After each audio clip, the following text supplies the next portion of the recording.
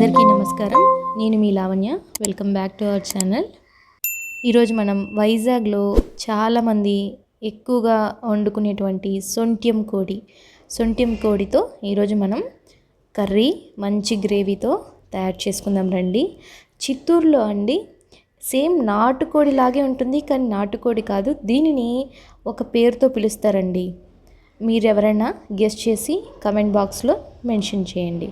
ఇంకెందుకు ఆలస్యం, ప్రాసెస్లోకి వెళ్ళిపోదాం రండి. ముందుగా చికెన్ని బాగా కడిగి పక్కన పెట్టుకోవాలి. తర్వాత అల్లం వెల్లుల్లి పేస్ట్ చేసి పెట్టుకోవాలి. తర్వాత ఉల్లిపాయలు, గరం మసాలాలన్నీ వేసి, టమాటోలు, తర్వాత కొత్తిమీర కూడా వేసి బాగా పేస్ట్ చేసి పక్కన పెట్టుకోవాలి. వెల్లుల్లి కొన్ని ఎక్కువగా తీసుకోండి, బాగుంటుంది, మంచి గ్రేవీ కూడా వస్తుంది. ఉల్లిపాయలు కూడా కొన్ని ఎక్కువగా తీసుకోండి. తర్వాత మనం కుక్కర్లో కొద్దిగా ఆయిల్ తీసుకొని చికెన్ని బాగా వాడ్చుకోవాలి, ఉప్పు పసుపు వేసి.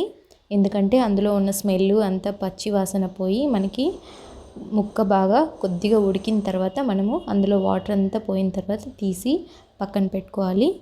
తర్వాత అదే కుక్కర్లో కొద్దిగా ఆయిల్ వేసుకొని ఉల్లిపాయలు చిన్న చిన్నవిగా కట్ చేసుకున్నవి యాడ్ చేసుకొని, తర్వాత అల్లం వెల్లుల్లి పేస్ట్ వేసుకొని అది కూడా వేగిన తర్వాత టమాటో, ఉల్లిపాయ, గరం మసాలా పేస్ట్ చేసుకున్నాం కదా, అది కూడా వేసుకొని పచ్చి వాసన పోయేదాకా మసాలా అంతా ఉడికిన తర్వాత మనము కారం, ధనియాల పొడి వేసుకొని బాగా గ్రేవీ అంతా వేగిన తర్వాత మనం ముందుగా పక్కన పెట్టుకున్నాం కదా వేయించి చికెన్ ముక్కలు, అది కూడా వేసి బాగా కలుపుకోవాలి. లాస్ట్లో కరివేపాకు వేసుకొని కొద్దిగా వాటర్ యాడ్ చేసుకోవాలండి. ఒక గ్లాస్ వాటర్ అయితే సరిపోతుంది.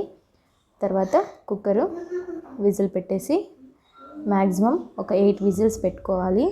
ఎందుకంటే ఇది బాగా గట్టిగా ఉంటుంది. మీరు కడాయిలో వేస్తే అస్సలు ఉడకదండి, కుక్కర్లోనే పెట్టుకోవడం బెస్ట్.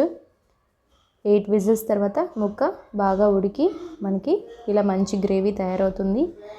నేను మొదట్లో చెప్పాను కదా, చిత్తూరులో దీన్ని ఏమంటారు అంటే ఇటువంటి చికెన్ మనకు కూడా ఒకటి ఉంటుంది అని, లింగాపురం కోళ్ళు అండి.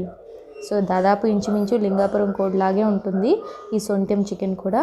సో మీకు ఈ కర్రీ నచ్చిందని నేను అనుకుంటున్నాను. Thanks for watching. Subscribe and like. Bye bye.